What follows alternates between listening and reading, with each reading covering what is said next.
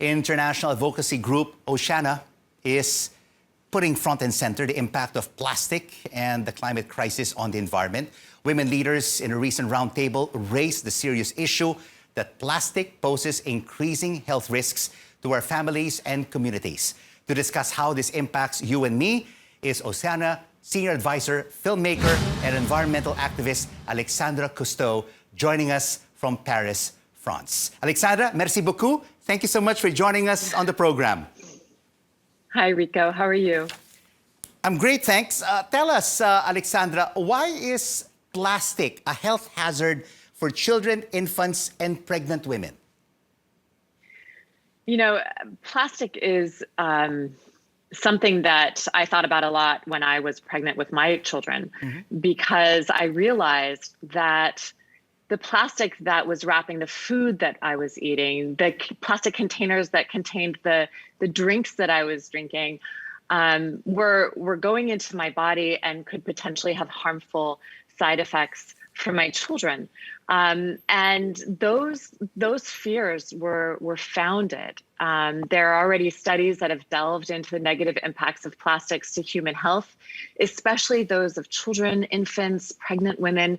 And in fact, in 2019, there was a report called Plastic and Health, The Hidden Cost of a Plastic Planet by the Center for International Environmental Law.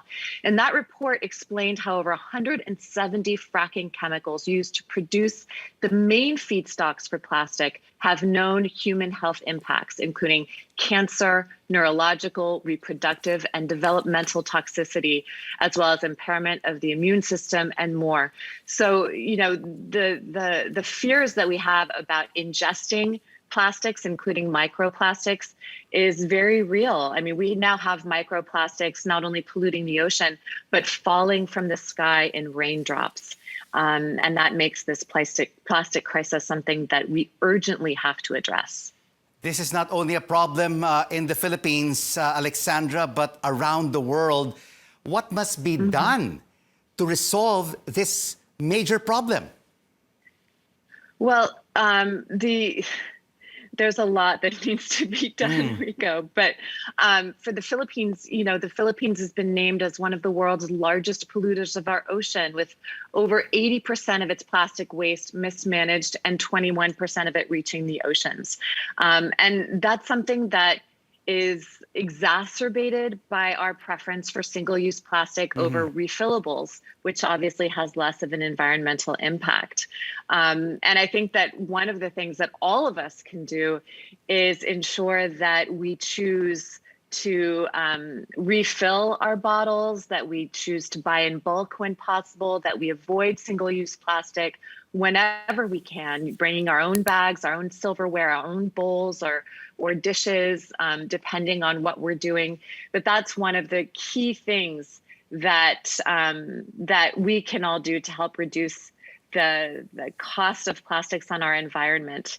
There was a study in 2019 by a group of scientists in central Philippines off of Negros Oriental that found contamination of rabbitfish and marine sediments with microplastics. And that's things like rayon that you find in your clothes.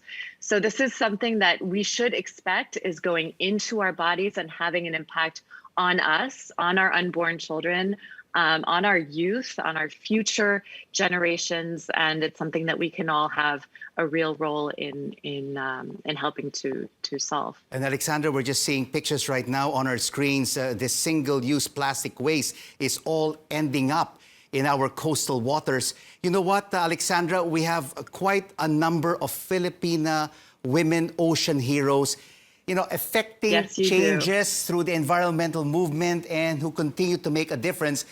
But the problems are still there. What will it take for them to be heard and to make it clear to government and corporate entities that we want change, because the health of our families and future generations are at stake here?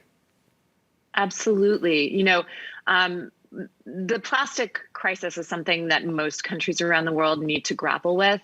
But while other countries need to enact strong environmental laws, the Philippines already have those laws. In fact, it has the 20-year-old Ecological Solid Waste Management Act, which could have prevented the country's plastic waste crisis in the first place.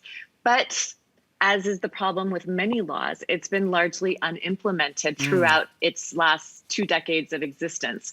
So I think the government should have committed more to making sure that this fantastic law was implemented, supporting local actors in being able to implement it, and obviously making sure that the corporate sector is more vigilant in supporting the implementation of those laws. Oceana has been really involved in the plastic issue in the Philippines. We're pursuing that advocacy to ban single-use plastics from the source by compelling the National Solid Waste Management Commission, which is the lead agency established to address the solid waste problem in the Philippines, to issue a long overdue list of non-environmentally acceptable products and packaging, which includes single-use plastics. That list has been due for 20 years, and we're hoping to get it out now. But we've also been working with local authorities, fisher folk, youth leaders to urge the government to implement this Ecological Solid Waste Management Act. And with petitioners of these youth, fisher folk, local government officials, divers, waste pickers, private individuals, and civil society organizations, we're soon going to be filing a lawsuit with the Supreme Court to demand accountability for an unimplemented legal mandate to address the plastic crisis in the country. So this is something that involves all stakeholders from all walks of life in the Philippines. And I think something that is exciting to me, because I hope that this will lead to progress so that we can protect Filipinos and the beautiful ocean that exists off your shores from the plastic threat. Well, despite getting all stakeholders involved, you also need the political will from the national government to implement the law. And another big problem right now, Alexandra, are the dangers of extra medical waste because of COVID-19, including the face masks that we use and the shields washing up on coral reefs. What needs to be done to protect our coastal and marine resources? Well, we're not going to get rid of plastic waste from the medical industry. That we need those tools to protect public health. And obviously handling the disposal of healthcare waste is a tremendous challenge during a pandemic. I think the government, particularly the health department, should have an awareness and education campaign down to the local government level for the proper management of healthcare waste, especially during COVID. And the government also needs to take extra care with the treatment and disposal of healthcare waste to ensure that these are properly managed and that they don't increase the risk of transmission. And obviously that they don't end up in the ocean. One of the things that we each can do when we're using these disposable masks is to cut the elastics that go behind our head, because that's often what gets tangled up around the legs of birds or can get tangled up in corals. So if you cut those elastics, you're already making sure that should it make its way to the ocean, it will be less of a threat.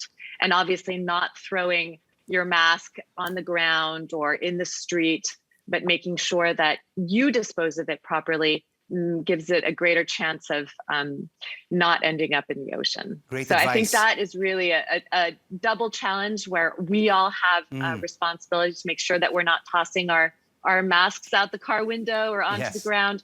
But the government also has obviously a big role in protecting public safety and health concerns, but also protecting the quality of the environment that we live in. And the Philippines has beautiful oceans. I mean, the Philippines is the center of marine biodiversity in the world. This is a treasure that we deserve to ensure continues to exist for future generations. And I'm thrilled that Filipino youth are raising their voices and being heard on this issue. Alexandra, briefly, before we let you go, your grandfather is a renowned undersea explorer, Jacques, and your father is Philippe. What was the greatest lesson you learned from them on the importance of protecting the environment?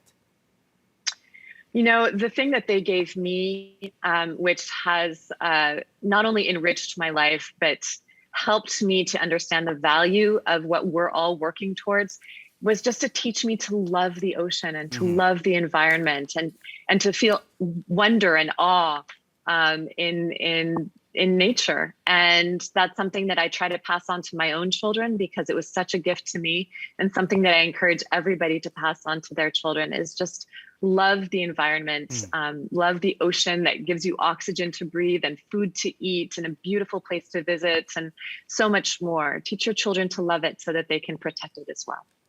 Alexandra Cousteau, thank you so much for joining us on The Final Word.